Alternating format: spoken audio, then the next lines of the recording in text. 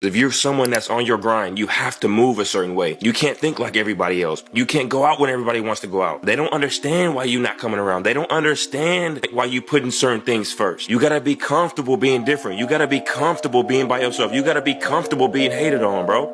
Normal people get normal results. Weird people get weird results. You literally can't do what everyone else does and not expect to get what everyone else has. Nobody can tell me that I move the same as any of these guys, because I don't move the same. I move differently, I move unique, and I know I move unique. Not only that, I speak unique, I act unique. I'm just different than these people. And I'm telling you from the bottom of my soul, it is so easy to beat people today. They are so soft. They have no work ethic. No one can stick with anything. Everyone's distracted. They're on social media. They're counting their notifications because they can't stick with shit. They can't say no. I'm not like everybody else. I don't want to be like everybody else. I have something inside which is burning. And I look around and this life and everything I see is not for me. I'm supposed to be something different. I have to be something different. Your dreams are waiting on you. If you want to change your life, you got to do it. You got to put in the work. You got to take the action. You got to go through the process. Nobody or nothing else is going to do it for you. It is statistically proven that in our lifetime, out of 100 people, 1 will become rich, 4 will become financially independent, 15 to 20 will work a job into retirement, and the rest will be poor. Are you the 1? Are you the 1%? Are you willing to do what it takes to be the 1%? There is no going back from this, guys. For the rest of your life, there is no going back. You know too much. You can never go back to working a slave job and being happy, bro. You can no longer go back and have a master. Who are you going to be? Are you the 1? Compare yourself to who you were yesterday, not to who someone else is today. From your perspective, what keeps people broke in today's world? Scrolling, watching other people live their life versus getting it after themselves. What I had to understand was that you're not in competition with anybody but yourself. There's only one person in this world that wants it more than me today, and that's me tomorrow. See, what's the point if every day you don't get 1% better? I'm competing with myself. I'm trying to beat myself from whatever I did yesterday. I'm going to do a little bit better. I'm going to go a little bit harder. So if you wake up in the morning and you don't want to do something, you don't care enough about yourself. Because when you get better 1% every day, when you compete against the person you were the day before, these days stack up, baby. Lazy people don't know how to start. Weak people don't know how to finish. Successful people don't know how to stop. People demand success, but refuse to work weekends. People want opportunity, but won't talk to strangers. People claim ambition, but sleep in every day. We are the result of our actions, not our aspirations. If you live a life doing what 99% of people do, you're most likely going to end up like 99% of people. 100%. But if you live like 1% of people do, you're most likely going to end up like 1% of people do. No partying, no going out, no distractions, lock in. That's it. I don't smoke, I don't drink, I don't go to clubs, I don't go to parties. I stay in my house, come up with content, take care of my kids, and make money. That's literally all I do. They see I don't party, I don't drink, I don't smoke, and they see that and they're like, bro, why? Like, you know what I'm saying? Like, go have fun. You are.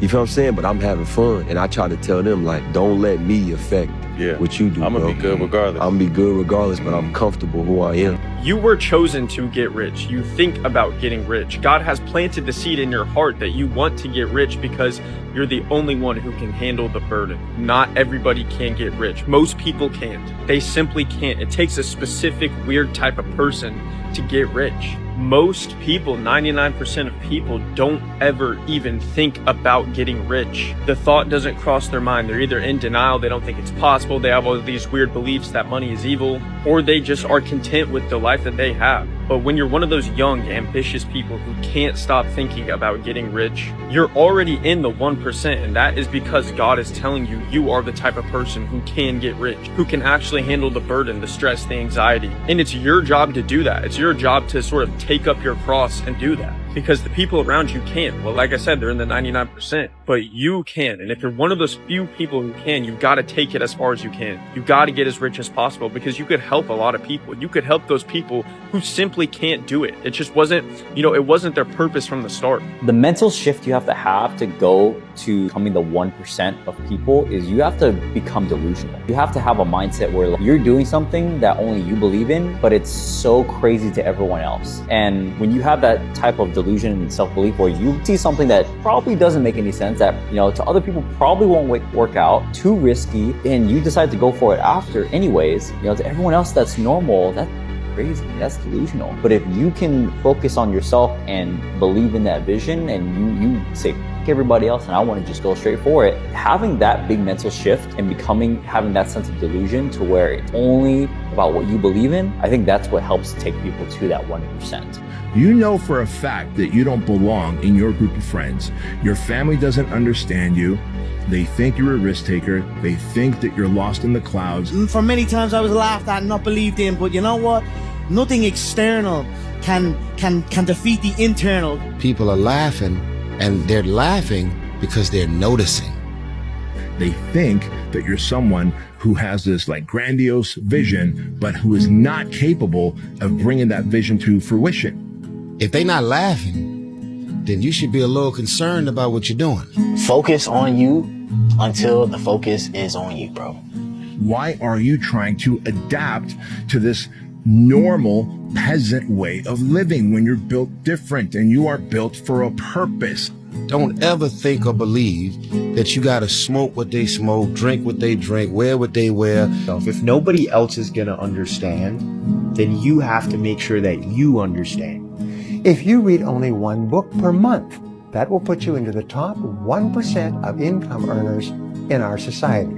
But if you read one book per week, 50 books per year, that will make you one of the best educated, smartest, most capable, and highest paid people in your field. Regular reading, which you call exercise for the mind, will transform your life completely. The richest people in the world are 75% entrepreneurs, 15% investors, 7% inheritors of wealth, 3% athletes, entertainers, and artists, 0% employees who just earn a salary. So if you want to know how to manage your money like the 1%, you have to understand what those first 4 categories have in common. So let's think about it. Entrepreneurs own businesses. Investors own assets. Rich kids own trusts.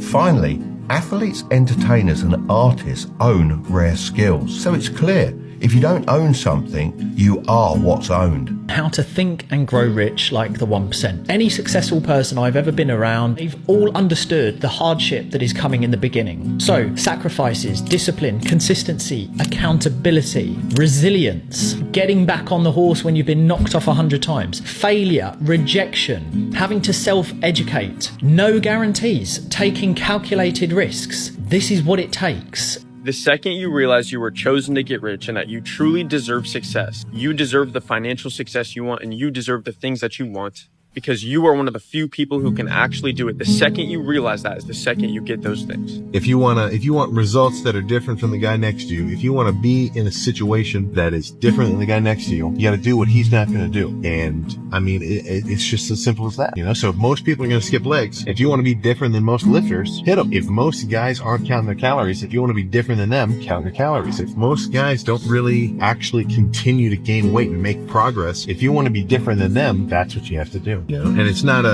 like a groundbreaking thought. It's like if you do everything the exact same way somebody else does, and for some reason expect different results, look it up in the dictionary. You are literally insane, right? So that's where it's sometimes the trickier parts are where you got to lean into them with a little bit of extra energy, just because you know if you can amp yourself up to get them done, you'll be ahead of the pack, right? You want to be ahead of the curve in all aspects. Don't waste your life. Set your goal high. Quit thinking about what's wrong. Start thinking what's right. Love a little more, hate a little less. You have no idea what you're capable of doing. Make up your mind today, you're going to figure it out. The hardest part about change is not making the same choice as you did the day before. And the moment you decide to make a different choice, you're going to feel uncomfortable because you're stepping from the known into the unknown. So some people would rather cling to their self-pity than take a chance and possibility. They'd rather tell the story of their past instead of telling the story of their future. It's so much more important, though, to romance your future instead of romance your past.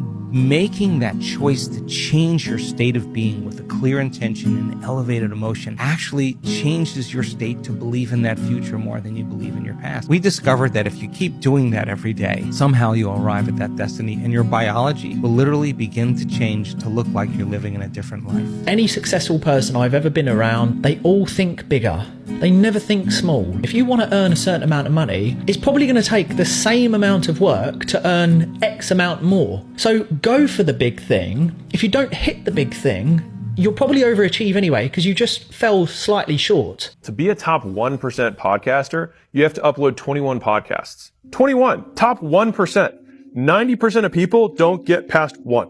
9% don't get past 20. And then 1% of podcasters, of all of them, make it to 21 plus. The world belongs to those who can keep doing without seeing the result of their doing. And the longer you can wait to see the result of your doing while still continuing to do is the extent to which you can win big in life. They do become obsessed about the one thing and they focus until it's finished. If you're willing to do something and be terrible at it in front of everyone you know, you're already in the top 1%. If you're trying to succeed and be in the top 1% of society, you just need to do a bunch of shit all the time that only the top 1% are doing. And that is one of the biggest things they're doing. They don't give a damn. They will do anything and they will be shit at it in front of everyone. So you need to be willing to do things you're scared of. You need to be willing to be bad at things. You need to be willing to be rejected, to be made a fool out of. You need to be willing to make mistakes and keep going, be willing to fail and persevere regardless. All of that in the spotlight. If you can do that, it's only a matter of time until you succeed, and you just have to stay consistent. And eventually,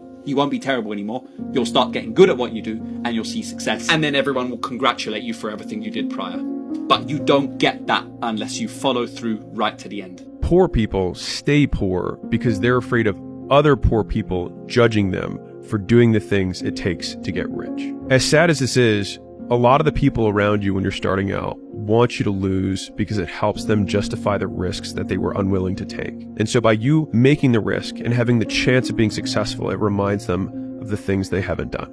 Poor people usually spend their money and invest what's left. That's the philosophy of the poor. Now here's the philosophy of the rich. Rich people invest their money and spend what's left. And here's the startling answer. It really doesn't matter what the amount is. What's most important is not the amount. What's really important is the philosophy. So I would ask you to adopt this philosophy of spending after you have invested. Invest first, then spend.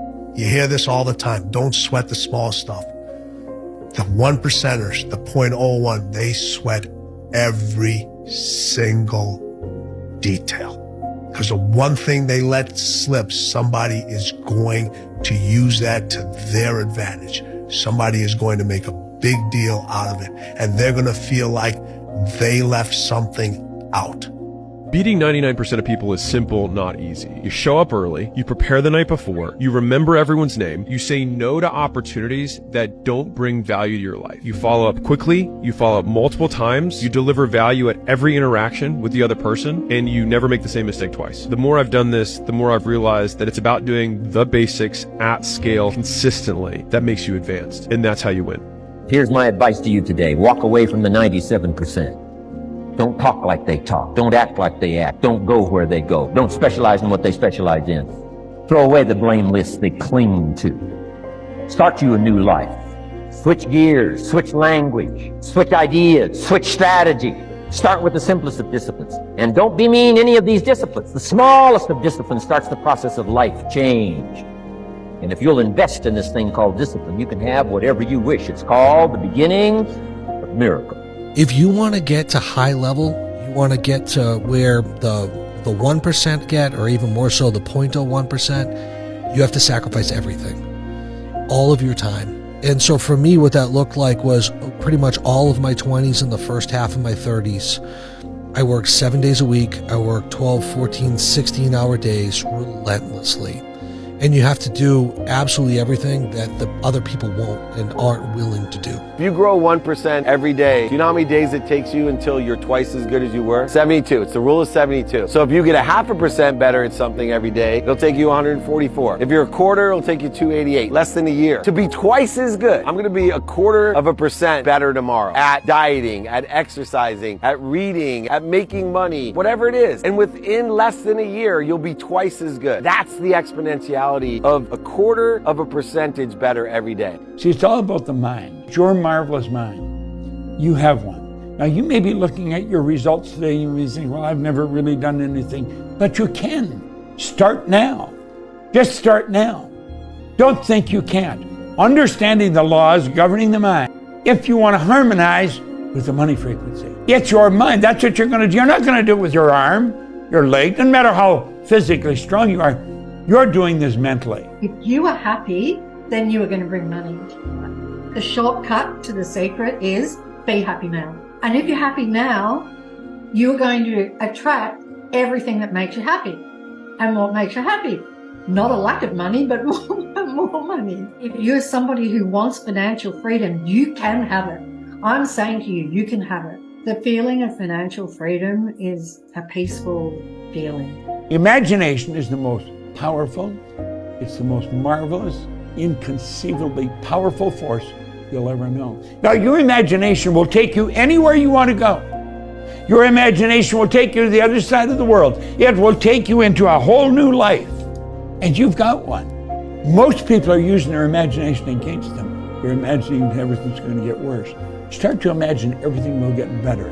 The most important lesson you can learn on Earth is how to manipulate energy. So what does that mean? Create. You have to learn how to create. There's only 2 rules about creating your reality.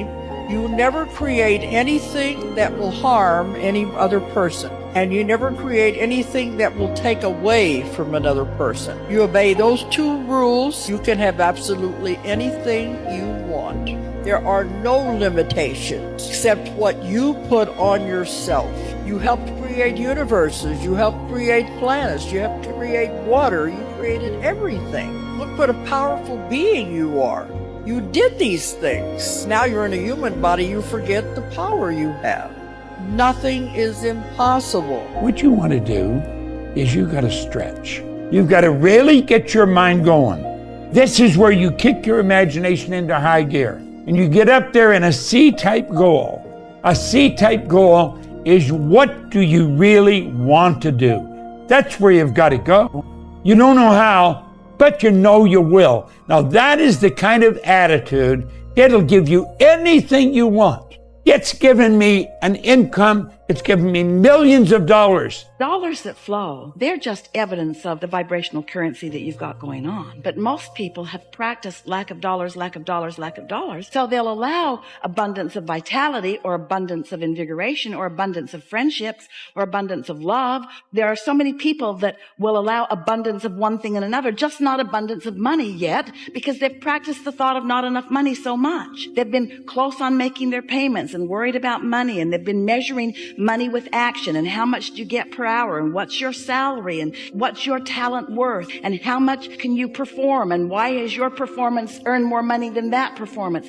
People are all wadded up out here in the manifestations of money, and if you would just step back and talk about energy, which means talk about satisfaction. You want to be filthy rich with enthusiasm, filthy rich with happiness, filthy rich with satisfaction. I'm so rich with really good ideas. I'm so rich with happiness when I wake up in the morning. That's what you've got to be ready for. And when you get there so that you feel that way, no matter what the state of money is, then the state of money must match the state of vibration. It's law. That all the teachers I've had, they all help me focus on my mindset. I have a very strong mindset. It's given me a life that most people just dream of living. That's what my mindset has done. Mindset will do the same for you. It'll do exactly the same for you. The secret is your mindset. Wealthy people understand the power of artifacts, physical items. Everything in the universe vibrates. Science knows this. This is not me saying it. So gold vibrates at a certain frequency. Silver vibrates at a different frequency. Everything in the universe is frequency and vibration. So if you have a particular item that resonates or vibrates or puts out a frequency, it's going to physically affect your body. We know this, so it can help you broadcast on that wealth wave, that billionaire brainwave. When you move, this is very important. When you move to a higher frequency, you're going to be communicating with the world that is totally foreign to and beyond the reach of your 5 senses. See, this is where people are going to think, this guy's nuts. He thinks he can become a millionaire and he's broke. That's where I was. I was thinking I could become a millionaire and I was broke. The highest form of vibrational frequency is the vibrational frequency of authenticity. Be the truest form of yourself. The problem is most people are not them. They're shells of the ambitions and the desires of other people. So once you live authentically and in truth, you elevate yourself to that vibrational frequency where you realize who you actually are, and you don't condition yourself or limit yourself by all the past. And by breaking that illusion, you instantly enter a new paradigm of reality. And I truly believe that you can break that with full confidence right away, because the mind can conquer everything. What we've got to do is get on the frequency. We've got to match the frequency. Now, what do we mean by that? That means that you've got to get vibrating, you do, on the same frequency of the good that you desire. You literally fall in love with the idea of what you want. If you hold that idea in your mind, you will start moving toward it, and it'll start moving toward you. Well, it happens because you're on the same frequency. Everything on that frequency is going to come into your life. I noticed that every single man or woman that I had studied who had achieved any kind of success in any field whatsoever had done it after they had made a commitment to becoming excellent in that field. And I began to look, and I began to compare, and I began to talk to people, and I speak to thousands of people virtually every month. I found that I never found a single person who was successful who was not excellent at what they did. That competence, the commitment to becoming excellent in your chosen field, is an indispensable prerequisite for success, that if you are not good at what you do, you haven't got a chance in our competitive society unless you win the lottery. That success is predictable if you commit yourself to becoming excellent. It does a whole lot of other things within your mind, but if you commit yourself to becoming excellent, it changes everything about you. And only the top 5 or 10% are excellent. You've heard the rule, the 80-20 rule, the Pareto principle, that the top 20% of salespeople make 80% of the sales, that the bottom 80% of salespeople make 20% of the sales. Do you know what the difference, the ratio is there? The ratio is the difference between 16 to 1. That the average income of people in the top 20% is 16 times the average income of the people in the bottom 80%. To move to a much higher frequency of thought, you must first consent. In other words, that means you've got to decide. I can't do it for you. As much as I would like to, from my brother, my sister, my aunts and uncles, my nieces, my nephews, my grandkids. This is something I would like to do for almost everybody I know. When I see them struggle, I'd say, God, I'd love to do this for you. But you can't do it. You've got to do it for yourself. Move to a much higher frequency. You've got to consent. And then you have to adapt to the ideas and feelings the new frequency represent. Do you remember when you started in this new company? You didn't know anybody. You'd hear people look and say, that's the new guy. That's the new girl. You had to adapt to the new frequency. Adapt to the feelings, the ideas. It don't happen overnight. And there's going to be moments when it's really, really frustrating. And there's going to be moments when it's really, really inspiring and empowering. And if you get too high off the highs and too low off the lows, you're gonna take yourself on a ride that's very, very uncomfortable. I think it's just about being committed to the work. Appreciating it, when it's good, and not stressing too bad when it's bad. Just appreciating the work and staying focused on showing up every day. Most people set a goal and then wait for it to happen. It's never going to happen. You've got to assume that it's already happened. You can only attract to you what's in harmonious vibration with you. You've got to see yourself with the good you desire. You've got to hold that image in your mind. You've got to know it's going to come, and that will attract everything that's necessary. See, nothing is created or destroyed. Everything's already here. We've got to get on the frequency of the good that we desire, and we will attract it into our life just as sure as it's going to get darker tonight. Do you believe that your thoughts have some form of an impact on your future?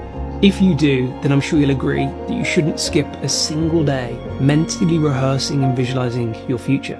And that's because when it comes to manifestation, you never attract into your life what you want.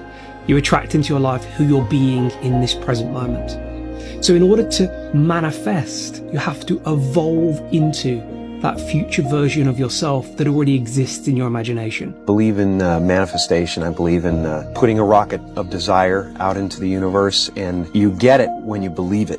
You get it when you believe you have it. And that's the key, is like people still, they sit around going, when's it going to come? When's it going to come? When's it going to come? When's it going to come? And that's the wrong way.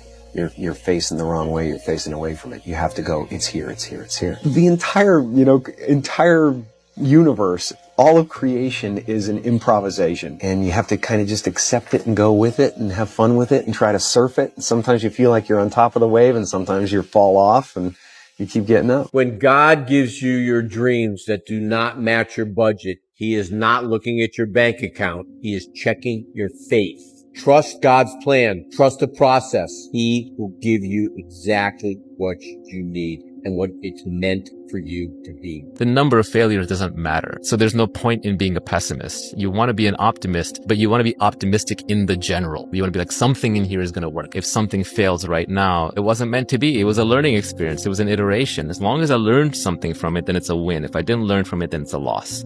If you're willing to take your attention off of everybody else and sit down before you start your day and decide who you're going to present to the world that day, and you're able to maintain that modified state of mind and body your entire day, you better get ready, because something unusual is going to happen in your life. It's the law. You know, the brain's job is to create meaning between what's going on out there and what's going on in here. And if you have the ability to move back and forth between those two states with a certain amount of elegance and not give your power to anyone or anything, and you're able to sustain that, you will begin to attract conditions in your life equal to who you're being in that moment. I think one of the problems that we all have is we attempt to know how long something should take, and we set a goal and end up frustrating ourselves. Take care of the inputs, let the outputs take care of themselves, because everything's beautiful in God's time. Just trust that the process will produce the outcome in the time that's necessary for you to go from seed time to harvest time without setting an arbitrary time frame.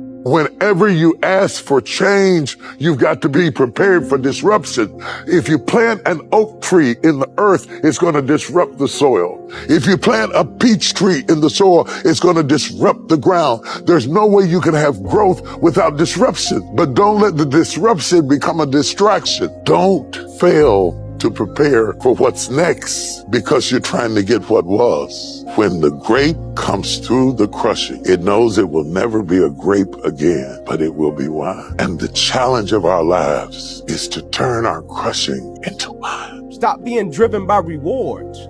Stop being driven by outcomes. Stop being driven by, if I get this, I'm gonna do this. Just work. And if you don't get what you thought you were gonna get, show up and still go to work. Because along the process, what's more important, what you acquire or who you become? And a lot of people think what they acquire is the thing that makes them who they are. No, it's who you become in the process of chasing what you want to acquire. The universe is forever monitoring and responding to the energy of who you are.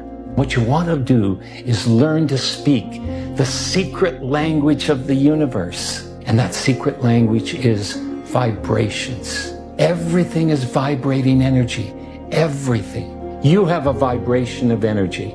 Science calls it your energy signature. Everything has an energy signature. Everything has a vibration of energy. Success is a vibration of energy.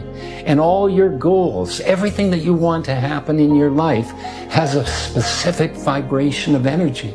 And so what we do is we begin to align with this vibration of energy. Let your subconscious do the work for you. All you have to do is instruct it very clearly on what you want to have happen.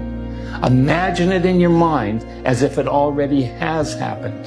And repeat this over and over and over again, and it will find its way in the subconscious. You're going to only attract what you want, right? You're going to attract what you keep thinking about. The universe don't understand, but it don't understand nothing else. It's give you exactly what you want. The universe is generous. It's going to give you exactly what you want. I can't stand it. It can give you more what you can't stand because you spoke it. So you spoke it. Yeah, so I'm almost, so you understand the universe, they answer to you. Close your eyes. Whatever you want, put it at the top of your head and imagine, right? So imagine it. Then imagine the feeling of having it. And then when you open your eyes, act like yourself. You ain't crazy, you can't manifest. Let go or be dragged. The universe gives you signs. Yeah. It tells you this is where you got to go. And if you don't follow those signs, we are going to take control. And, well, and it's not going to be pleasant. Yeah. Or you can go the easy way and you can go, right, that's the path I've been given. I need to go down it. Yeah. Faith to me is knowing it already exists, is knowing that I'm part of something greater than what my conscious mind can see. And faith is trusting in the unseen. It's a reminder that there is so much more to reality than meets the eye. And I know scientifically that field of intelligence that unifies all things physical, it's the field where our manifestations emerge from, is invisible to us. Yet we're part of it. And there's a process. a sequential rendering that happens. So faith is understanding that it won't happen on our human clocks in this linear timescale that we think it should. It happens when it's ready, because that intelligence is so loving. It will give it to you when you can hold on to it.